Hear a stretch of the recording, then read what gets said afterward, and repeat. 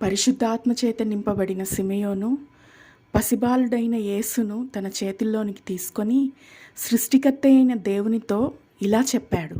లూకాసు వార్త 2వ అధ్యాయము 32వ వచనం.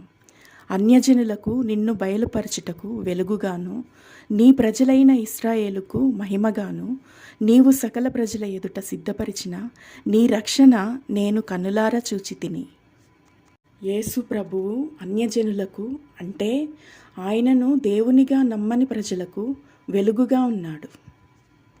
అన్యజనులు క్రీస్తును దేవునిగా నమ్మినప్పుడే వారికి అంధకారమయమైన ఈ లోకంలో వెలుగు కలుగుతుంది. ఆయనను నమ్మని వారికి చీకటే ఆధారంగా ఉంటుంది. క్రీస్తు యేసు ఇశ్రాయేలు ప్రజలకు మహిమగా ఉన్నాడు. మాట వినని అవిధేయులైన ప్రజలందరి మధ్యలో దేవుడు ఒక జనాంగాన్ని ఎన్నుకొని వారందరినీ సమస్త భూప్రజలకు ఒక లెసన్గా వారిని చూపించాలని అనుకున్నప్పుడు దేవుడు ఇశ్రాయేలు ప్రజలను అందుకొరకు ఎన్నుకున్నాడు. దేవుడు ఇశ్రాయేలు ప్రజలను ఆశీర్వదించినప్పుడు వారిని పోలి మనం నడుచుకోవడానికి, దేవుడు ఇశ్రాయేలు ప్రజలను శిక్షించినప్పుడు అది చూసి మనం బుద్ధి తెచ్చుకోవడానికి మాత్రమే దేవుడు ఇశ్రాయేలు ప్రజలను ఎన్నుకున్నాడు. వారిని ఆ విధంగా మనందరికీ మాదిరిగా ఉంచినప్పుడు వారు గర్వపడకుండా అణిగి ఉండడం కోసం వారు సమస్త ప్రజలతో ద్వేషించబడుతూ ఉన్నారు, తిరస్కరించబడుతూ ఉన్నారు. ఈ రోజుకు కూడా అదే జరుగుతూ ఉంది.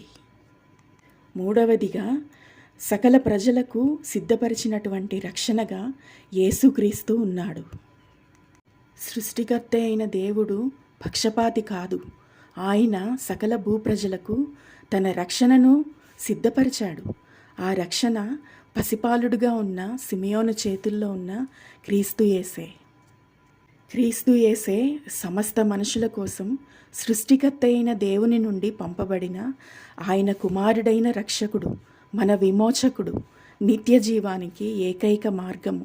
ఆయనే సర్వాధికారి, చీకటిని పారద్రోలే లోకానికి వెలుగుగా ఉన్న పరిశుద్ధుడు, పాపమెరగని దేవుడు, అతి పరిశుద్ధుడు, మంచి స్నేహితుడు, నమ్మదగిన దేవుడు, నమ్ముకొనదగిన సహాయకుడు. తన ప్రాణాన్ని నీ కొరకు నా కొరకు యాగముగా అర్పించి పరలోకానికి తన త్యాగం ద్వారా మనకు మార్గాన్ని వేసిన ప్రేమ స్వరూపి. May God bless you.